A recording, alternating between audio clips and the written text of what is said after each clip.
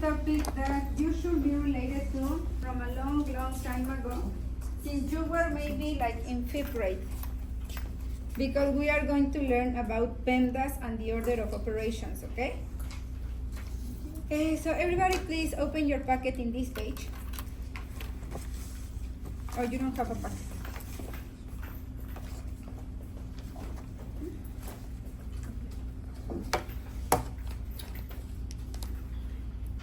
What else did I give you your Russian? I will give you a Russian class in another one. Okay, so let's open. Everybody has your packet open in this page? Okay, everybody remember what PEMDAS is? Okay, Alia, can you tell me? Parentheses.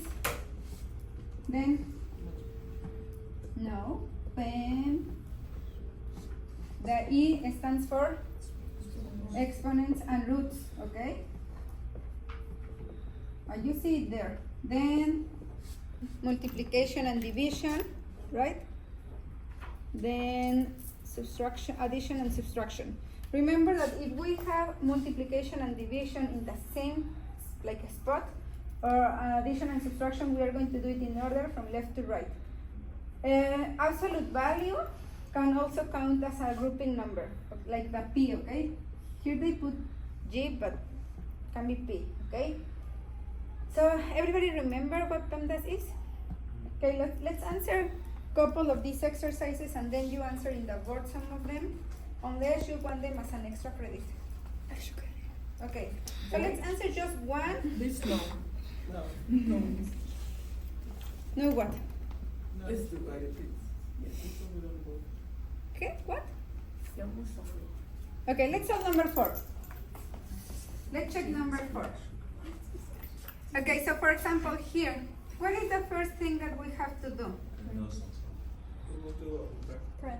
Parentheses, right? What is inside my parentheses? And what is inside my parentheses, why do I have to check first? The exponent. Okay, so in this case, we have an ugly expression that has a big fraction. So we're going to do the top part all the way, and at the end the fraction, and then the bottom part all the way, and at the end the fraction. Is it clear what I said? Okay, so in the top part, we have to do the parentheses first, right? Because PEMDAS starts with P. So we're going to solve the parentheses. And inside the parentheses, we have a subtraction and an exponent. Which one do we solve first? The exponent, right? So I am going to write all the way. Again, I know that you know how to put it in the calculator. Can you put this in the calculator? I'm going to do it just one all the way and then you put it in the calculator, okay? So 2 minus 3 squared? 9 squared plus square root of 81. Then what do we do? Solve the parentheses, and we can solve in the same step the root, right? Okay, so 2 minus 9? Positive or negative? Negative 7 squared plus square root of 81? 9. Equals negative 7 squared? Positive or negative 49? Positive. Negative. Who thinks it's positive? Who thinks it's negative? It's positive. 49 plus 9.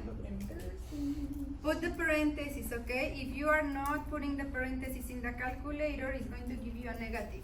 49 plus 9? 58. Anybody, any question?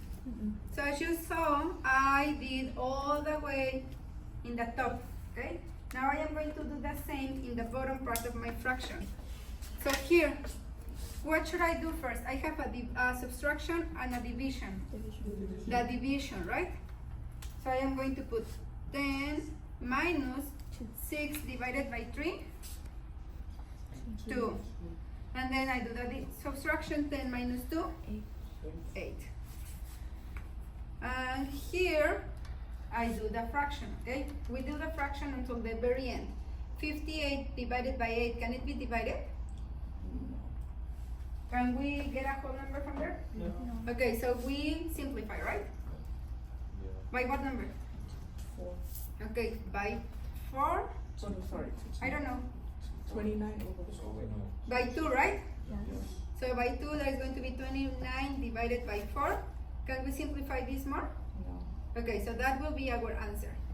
We are not going to be using neither mixed numbers, neither decimals, okay? Always in proper fractions. Anybody, any question? Is this for extra credit or no? Jimmy. Why you're complaining about the extra credit? We need it. Exactly, he needs it. I need it. Everybody needs it. Exactly. Okay, so anybody, any questions about this kind of exercise? Do we need to explain another one or are we good? Thumbs up? Mohammed? Micah? Okay, thank you. Okay, so I am not going to explain another. Let's answer evaluating expressions. This is important because we are going to have a lot of exercises about this, but this is not hard. Do we have a lot of exercise about this? Yes. Let's do the hardest. Which one from number 7 to 14? Which one do you think is the hardest? From 7 to 14. 11? 11? 13. Oh, no, 11. In the back? 11? 11 is okay for everybody? Okay, so let's solve 11. So evaluating expression means that we are going to input whatever value the sentence is giving me into the position of the letters. For example, in this case, I have absolute value of x squared minus yf squared minus the product of x times y. And I have here if x equals -6 and y equals 8. So what I am going to do is this -6 in parentheses, I am going to put it here and here, and this a, I am going to put it here and here. Is it clear what we have to do? Okay, so I am going to plug it in. I have an absolute value, and then I have an x squared. But I know that x is -6, so I am going to put -6 squared minus y squared. But my y is 8. So I am going to put in parentheses 8.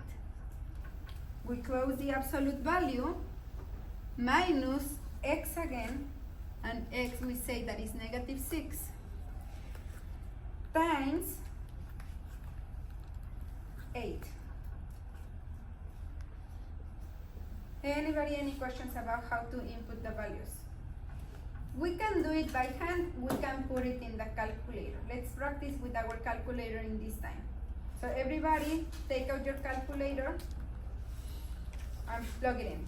Yes. Did you give me your letter? Just take it. You can pause this part.